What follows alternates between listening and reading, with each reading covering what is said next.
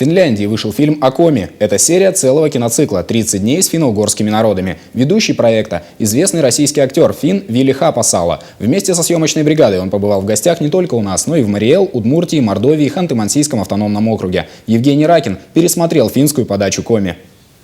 До Коми финн Вилли Хапасала добрался в середине мая и первым делом заглянул к олимпийской чемпионке Раисе Сметаниной. Здрасте. Здравствуйте. Очень рада видеть вас в нашем городе, в Сыктывкаре. Да, вот только по телевизору видим вас. Очень рада, что... Я тоже видел вас только по телевизору. Два человека из телевизора обсудили, пожалуй, все. И то, как Раиса Сметанина пришла в спорт, и то, чем занимается сейчас. Столько наград не видел за всю жизнь, признался гость. Чтобы не было обидно, хозяйка даже подарила финну свою медаль. Вот, правда, для съемок зарубежная бригада выбрала не тот сезон. На республиканском комплексе вместо лыжни асфальт, вместо сугробов листва. Впрочем, повезло. На стадионе тренировки проходят в любое время года. А вот ваши ребята вот на соревновании, они побеждают? Обязательно. Да? Точно? Точно.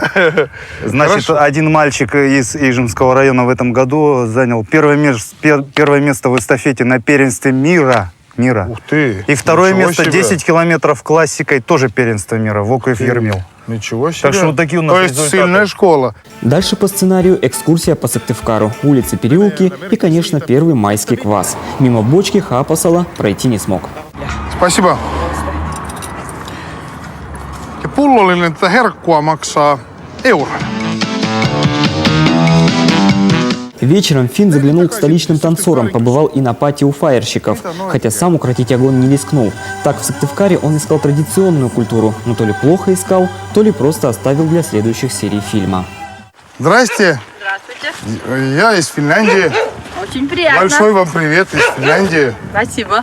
Уже в Коми-деревне автору фильма и корову показали, и секретами целебных настоек поделились. В Ульяновском монастыре даже в колокола звонить разрешили.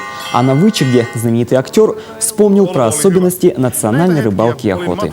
Евгений Ракин, Виктория Палкина, телеканал Юрган.